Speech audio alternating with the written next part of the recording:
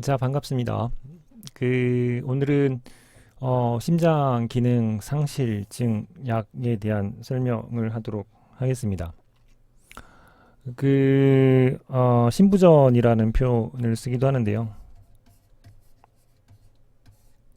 하트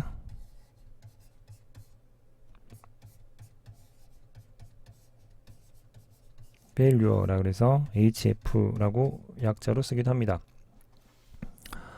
이러한 신부전 상태가 생기게 되면 우선 대표적인 증상들을 적어보게 되면 호흡곤란, 그 다음에 피로감, 산소 공급들이 잘 안 되겠죠. 그 다음에 체액 같은 것들이 저류 현상들이 일어나게 돼서 부종 같은 것들이 발생할 수 있게 됩니다. 신부전이 일어나는 원인들은 여러 가지 원인들 때문에 심박출량이 부족하거나 아니면은 계속 고혈압 같은 것들로 인해서 심장의 과부하 같은 것들이 반복적으로 일어나게 되면 심장 근육이 이제 두꺼워지는 현상들이 일어나게 됩니다. 심장 근육이 두꺼워지게 되면 초반에는 좀 더 잘 뛸 수 있겠지만 그게 좀 둔화돼서 점점 이제 심장의 뛰는 속도가 느려지거나 아니면 잘 안 되거나 하는 증상들이 벌어지게 되죠. 그래서 이 파트에서는 심장 근육의 근수축 생리가 어떻게 일어나는지를 조금 이해를 하셔야 되고요.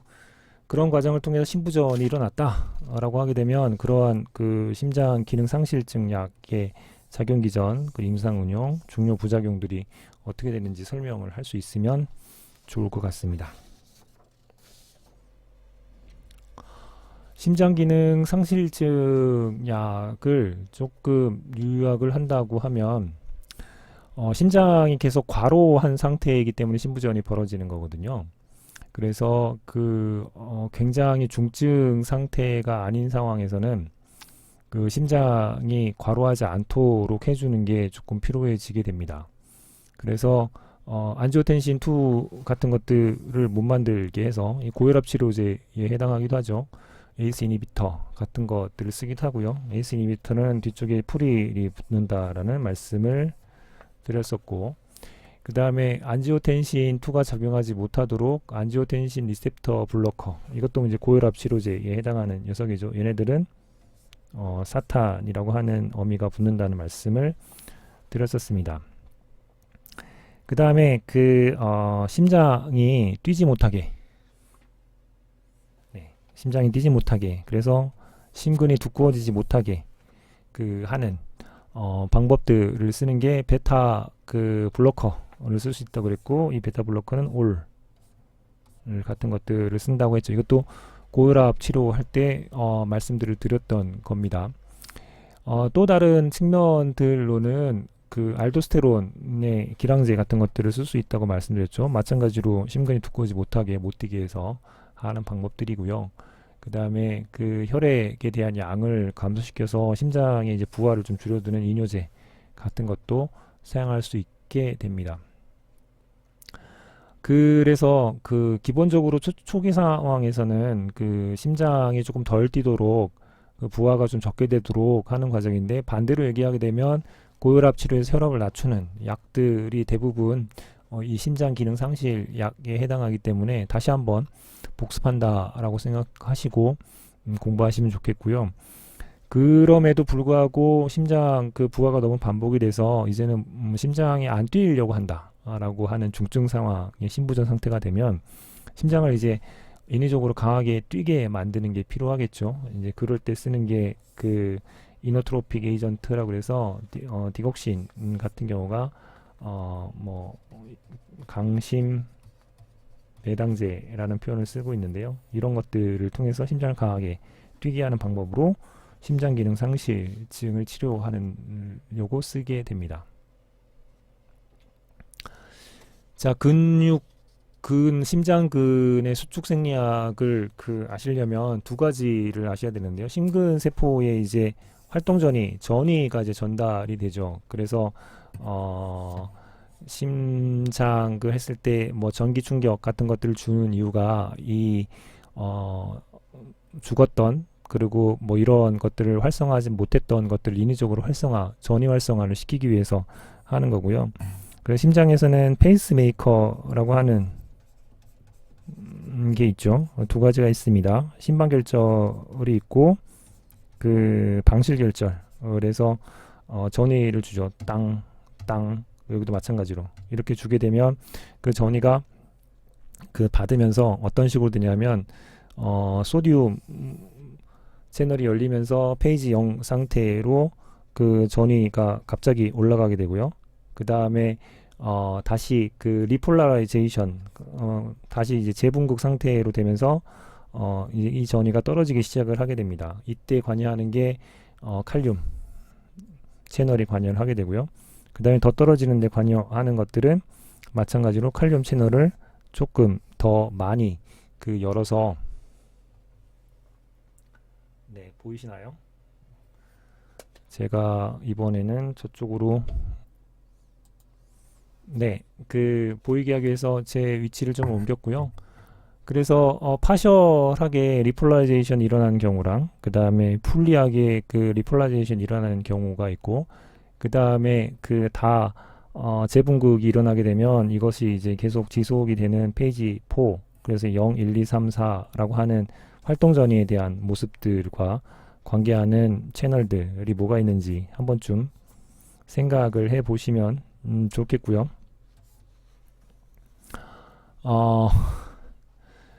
그 다음에 이제 이것과는 다르게 심장 근육이 이제 수축을 해야 되는 전이가 이제 전달이 되면서 그걸 받아서 이제 수축을 일어나야 되는데 수축에 이제 중요하게 관계되는 것들은 심근 세포 안으로 칼슘이 이제 유입이 이제 일어나야지 이런 현상들이 발생을 하게 됩니다.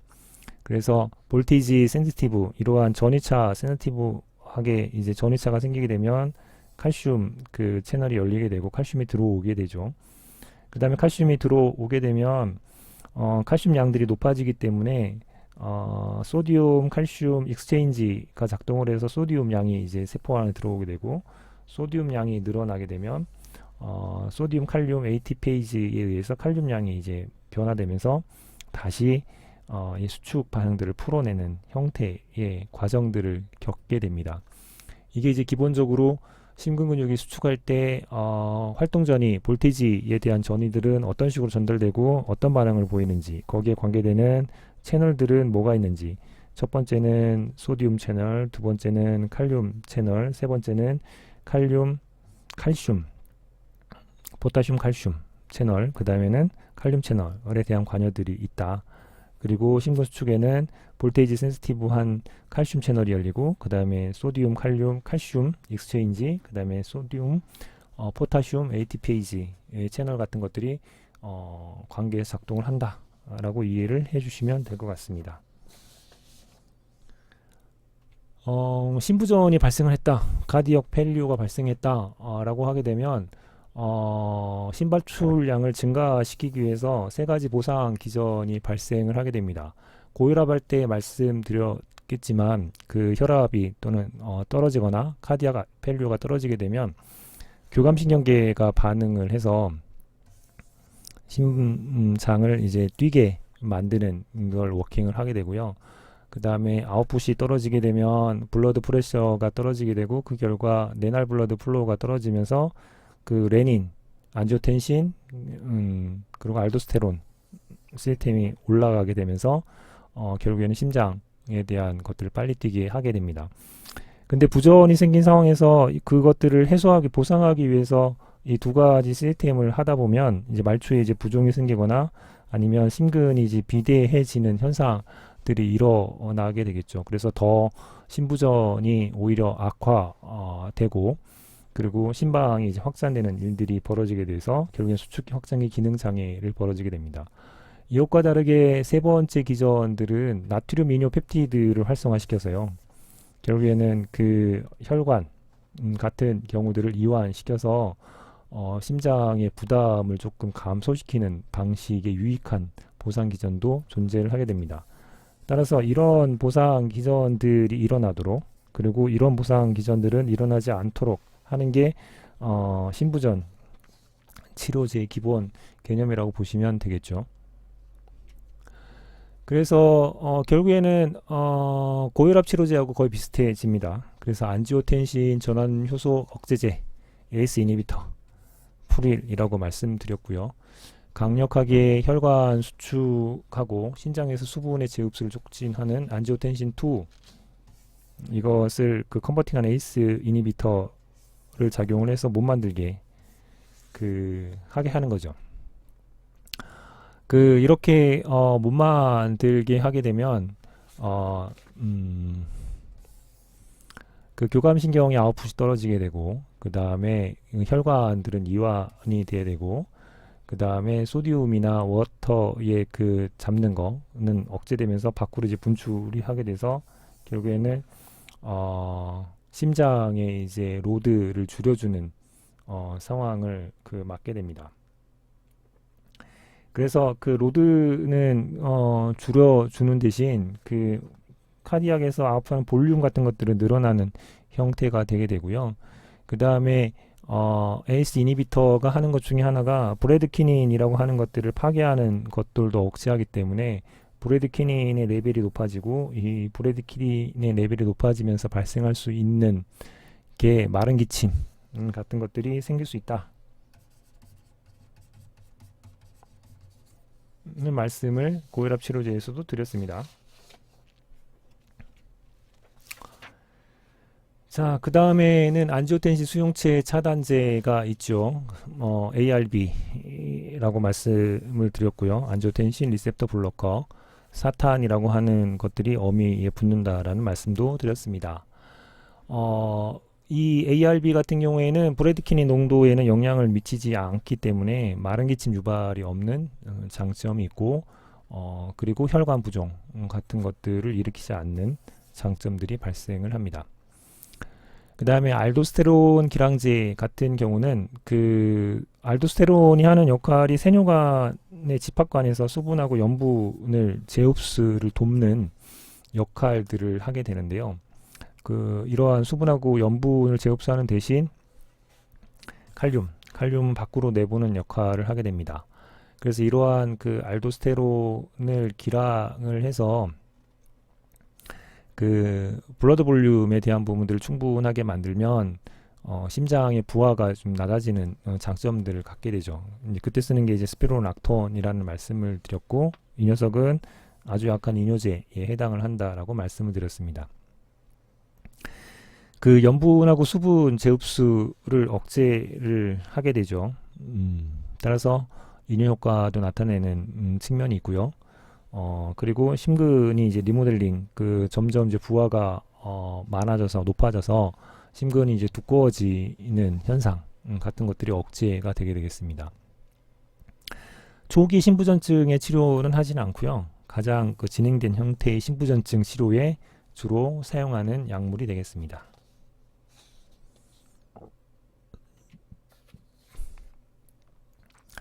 다음에는 이제 베타 차단제에 대한 설명을 드리면, 베타를 차단하게 되면 심장 수축력을 감소시키게 되죠. 주로 이제 베타1이 심장에 존재를 많이 한다고 그랬고, 이 녀석은 작용하게 되면 심근 수축을 일으킨다라고 말씀을 드렸습니다. 그래서 베타 차단제가 수축력 감소에 작용을 하게 되고요. 그 다음에 이제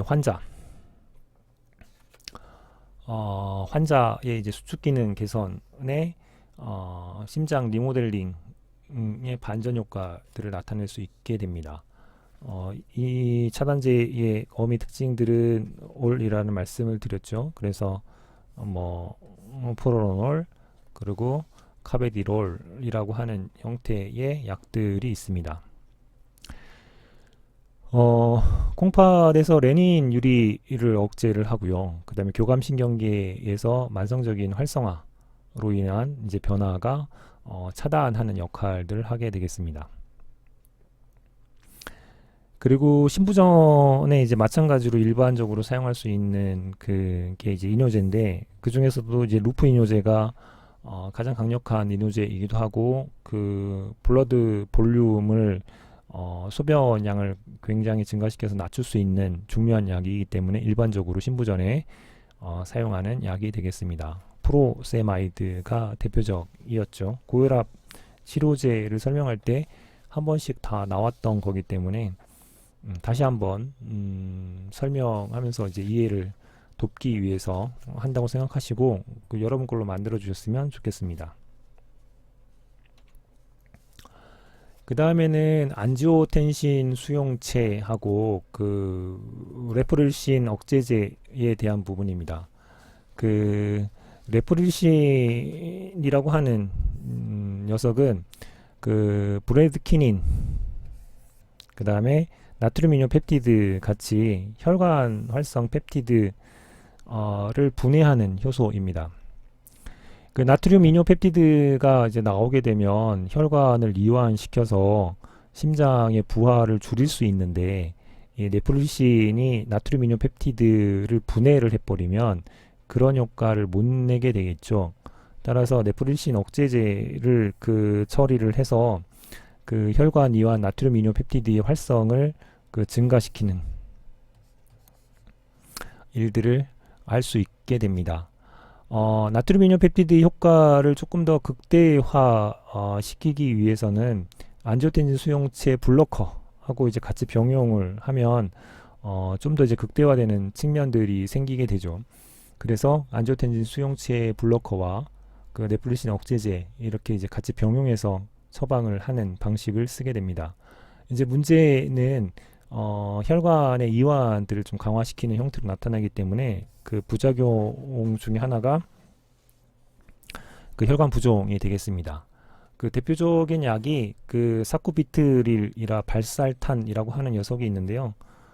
이 녀석은 뭐 이름에서도 알 수 있을지 ARB에 해당하고요.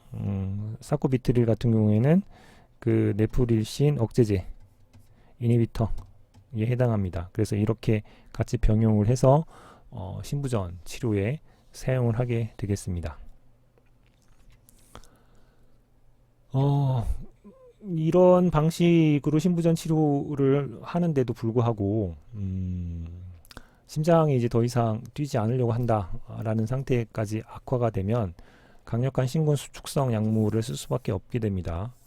디적신 같은 경우가 이제 그렇고요.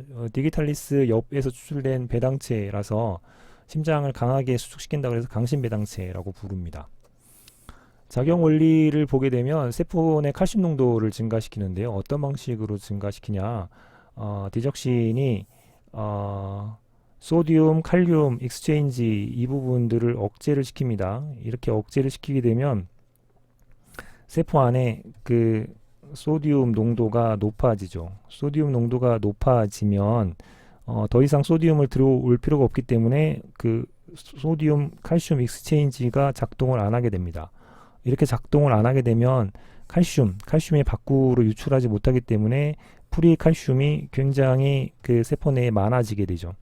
이런 과정을 겪어서 결국에는 칼슘이 많아지면 근육의 수축력이 굉장히 세지기 때문에 심근 수축력을 증가시키는 방식으로 일을 하게 됩니다.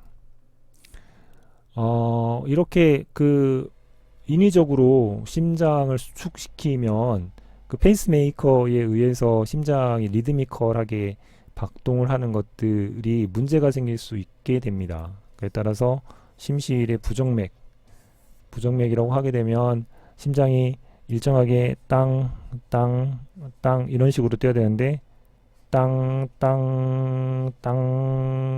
뭐 이렇게 그 박동의 리듬이 깨지는 상황이 발생할 수 있게 되죠. 저렇게 이제 부정맥이 발생하게 되면 심장이 이제 갑자기 멎게 되는 사태도 벌어질 수 있게 되겠죠.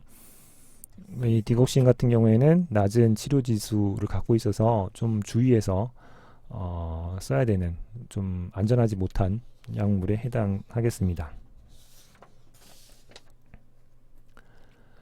자, 이와 같이 그 신부전이 생겼을 때 쓸 수 있는 약들을 보게 되면 여러 가지 이제 단계적입니다. 그래서 리스크는 있지만 증상이 없다고 하게 되면 환자를 좀 교육시키는 수준에서 해결을 하고요. 그 다음에 단계가 좀 높아져서 고혈압에 대한 증상이라든가 당뇨라고 증상이라는 고지 혈증 증상 같은 것들이 나타나기 시작한다. 그러면 쓸 수 있는 것들이 우선은 루푸이노제를 기본 처방으로 하게 되고요. 루푸이노제하고 이제 에이스 억제제 이런 것들을 선택할 수 있는 단계로 높아지게 되겠죠. 그 다음에 심통 없지만 심장에 구조적인 이상들이 이제 발생하기 시작했다라고 하게 되면 그 모든 그 환자들한테 에이스 이니비터나 그 ARB 같은 것들을 쓰게 되고요. 그 환자에 따라서 베타블로커까지도 이제 진행을 시킬 수 있게 될 것 같습니다. 그 다음에 그 구조적 이상뿐만 아니라 그 어떤 증상까지도 이제 느낀다라고 하게 되면 단일 약물로는 좀 힘들어지고요. 에이스 이니비터랑 베타블로커를 이제 같이 병용해서 쓰는 모든 환자들한테 쓰게 되겠고, 때에 따라서 어떤 환자들한테는 알도스테론 안타고니스트 같은 경우로도 대체할 수 있게 될 것 같습니다. 그리고 이런 것들이 또 잘 안 먹는다라고 하게 되면 다른 이제 그 환자한테 적합한 걸로 이제 대체하는 방식으로 치료제들을 바꾸는 순서로 진행을 하게 되고요.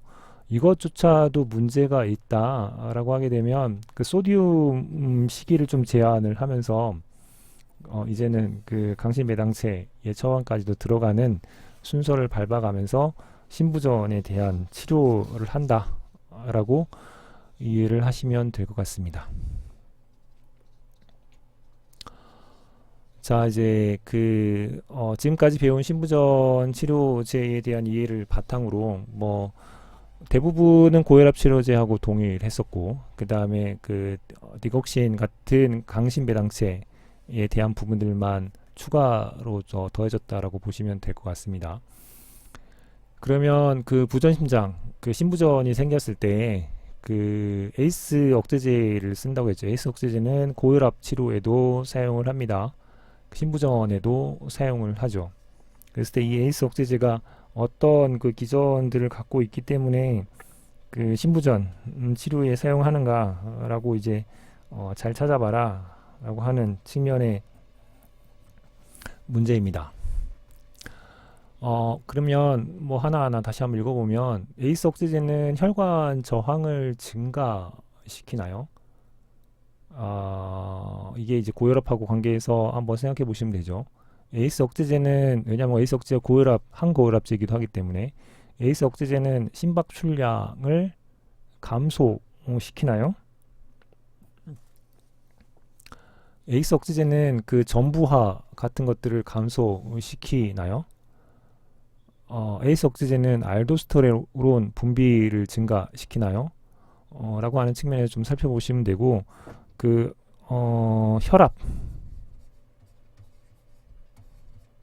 혈압이 높다고 그 심박출량이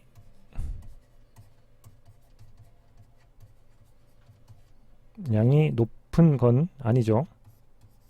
이게 이제 같이 가기도 하지만 다른 상황 두 개는 좀 다른 개념이다라고 하는 것들을 이해한 상태에서 심박출량에 대한 부분들은 고민을 해보시면 좋겠고, 그리고 심장의 부하가 이제 그 신부전의 중요한 문제인데 그 부분들은 이제 어떻게 해결하려고 노력하는가라는 측면에서 일부 살펴보시면 좋겠습니다.